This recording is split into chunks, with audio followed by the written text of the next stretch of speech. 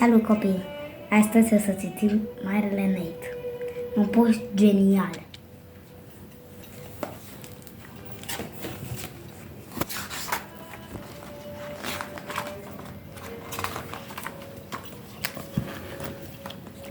Tată, chiar trebuie să te ții după mine? Nu poți să-mi cumpăr singur hainele pentru școală? Îmi pare rău, Nate. N-am încredere să te las să-ți cumperi singur nădraci. Eu de ce să am încredere în tine? O să mă faci să-mi iau chestii demodate. Eu? Nu e adevărat. De ce să spui asta? Păi în primul rând le spui nădraci. Bine fie, pantaloni.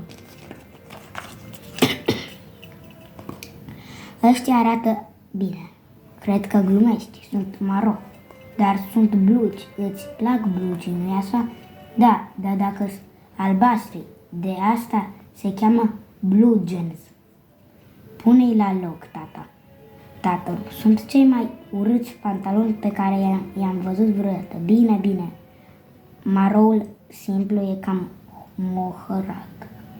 Dar ia uite, pantalonii maro în carouri. Tată, te-ai gândit că există un motiv pentru care sunt în cosul cu reduceri? Stai, așa. Unde te duci? Cum să văd cum îmi vin ăștia? Nu prea cred. Sunt găuriți. Așa se poartă, tată. Dă-le drumul. Nu o să plătesc pentru o pereche de pantaloni deja rupți. Ba, cred că da. Da, și eu cred. Bravo, tată!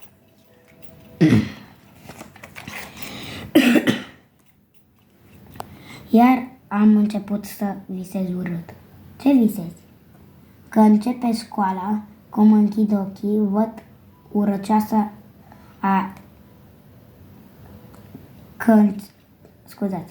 Că începe școala, cum închid ochii, văd fața urăcioasă a doamnei Gorfrid. Nu-ți face griji. Aha! Ar fi o problemă dacă ai vedea fața când ești treaz. Ce-i pățit, Nate? Are halucinații, vede peste tot fața doamnei Gorfrid. Ha! Asta e chiar amuzant. Ha!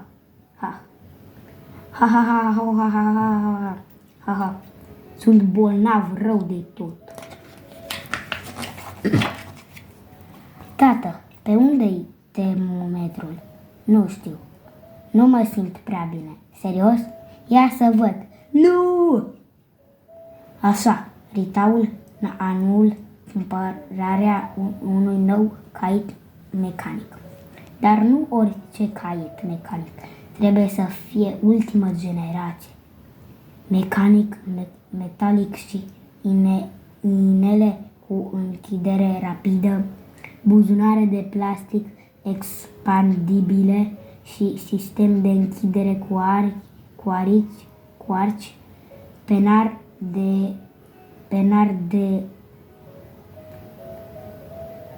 penar detașabil cu un compartiment special pentru mobil. Dar tu, Nate, tu n-ai nevoie de un caiet mecanic nou? Ba da, cred că da. Jep. Îl iau pe ăsta. Ultima zi din vacanță de vară. Ce vrei să facem? Nu știu, dar pe viitor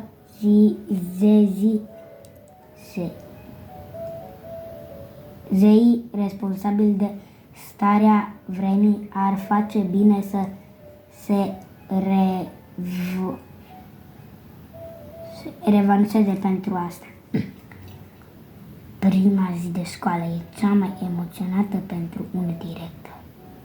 Simt că renasc, simt că e adevărat? Hop, se pare că nu. Hei, tot e el. Îți amintești noaptea aia în iunie când ai văzut cometa? Și mai știi cum a fost meciul ăla din iunie? Și atunci aminte jocul de mini-golf și toate loviturile ratate. Atunci când ai putut uita de lectura de vacanță. Doamna Goldthwait, nu e corect să-mi dați ore de detenție pentru că n-am citit toată biligrofa fia de vacanță. De ce numai mie? Adică, hihi, cu siguranță nu sunt singurul care n-a terminat de citit. Nu-i așa, băieți? Băieți, parcă trebuie să fim solidari. Eu am terminat tot de citit pe 15 iunie. Ce s-a întâmplat, Nate? De ce nu stai locului? Nu mă pot abține. Mi-e cald. Am stat toată vara în pantaloni scurți și acum trebuie să port pantaloni lungi. Mă simt ca într-o saună. Sufăr de cea mai gravă formă de mâncărime de la pantaloni. Prea multe detalii, fiule. Serios, există ceva mai iritat ca bumbacul umed? Nu mai pot serios. Nu mai suport. M-am săturat până peste cap de școală. O urăsc din suflet. Frate, vorbești serios? E abia prima zi. Nu poți să-mi rabzi un pic până te dai bătut? Când te lovește un teren, nu ultimul vagon, e cel care te omoară.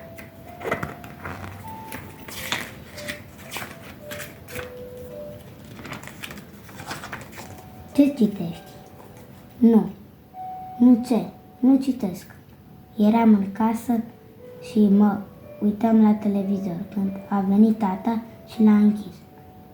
Și apoi a început tune și să fulgere împotriva televizorului și mi-a zis: citește o carte, pune-ți minte la lucru.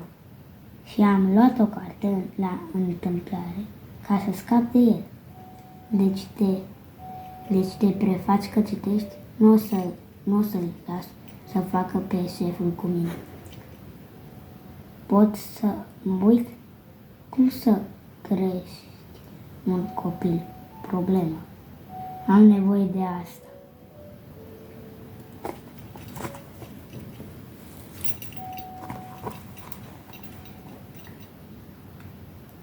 Nate, salutare, amice. Bună, Arthur. N-am primit nicio veste de la tine toată vara, Nate. Nu ai scris mie pe adresa bunicilor? Păi n-am avut adresa ta de acolo. Ba da, ți-am dat ție în iunie, la sfârșitul școlii.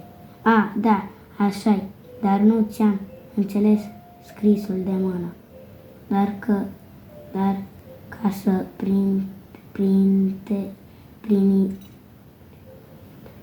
printez adresa, am scris la calculator.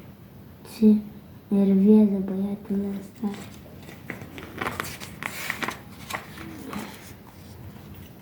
Deci, uite, am adus și un suvenir din excursia mea în Belarus.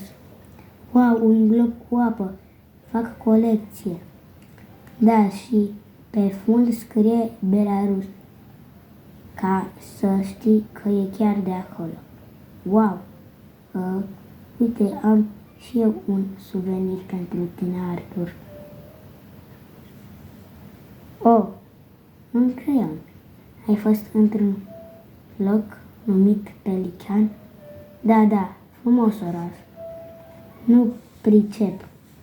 De ce se poartă Arthur așa frumos cu mine?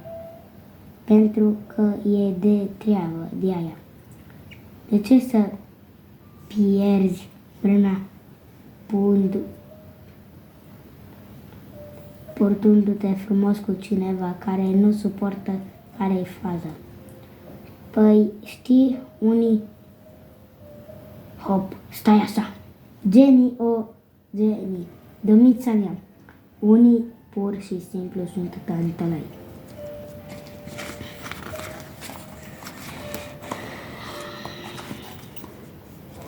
Cum ai reușit? Ce anume? Nu s-a terminat nici prima săptămână de școală și vestiarul tău e deja plin de gunoi. Gunoi. Ți se pare că asta e gunoi? Un ou faberece. Ai grijă cu el, e fragil. Să spunem că ai afla că mai ai doar 24 de ore de trăit, ce ai face? Cum ți-ai petrece ultima ta zi de pe pământ? Păi cred că ar depinde, deci zi a săptămânii ar fi vorba. De ce ar conta? Ar conta dacă ar fi duminică am voie să mă uit la TV. Desigur, dacă ar fi un episod în reluare din familii Gui, ar fi totul altceva. Tată, noi cum de nu mergem nicăieri? Unde să mergem? Într-un loc distractiv, cum ar fi Disney World, pentru că e mult prea scump. Doar biletele de avion pentru 3 persoane ar ajunge. Hei, de ce 3 persoane? N-am putea să lăsăm pe cineva acasă? Nu mă provoca. De ce lui Abraham Lincoln îi se spune și cinstitor Abe Nate? Păi, era în textul pe care trebuia să-l citești acasă. Așa e. Măcar ai citit textul? Da, l-am citit. Atunci ar trebui să știi răspunsul. Dar nu ne-ați avertizat că o să ne puneți întrebări din el. Să înțeleg că tu citești doar atunci când știi că o să verific, bineînțeles. Nu, bineînțeles că nu. Am vrut să spun că, știi, uneori chiar nu trebuie să fii prea cinstit. Și cealaltă parte, asta cu fotbalul, o să citim data viitoare. Sper că v-a plăcut, copii, și scuzați când n-am putut să citesc prea bine. O să repet foarte mult pentru voi și abonați-vă ca să vedeți toate cărțile citite de mine dacă vreți să le citiți. Și nu uitați de like. Salut!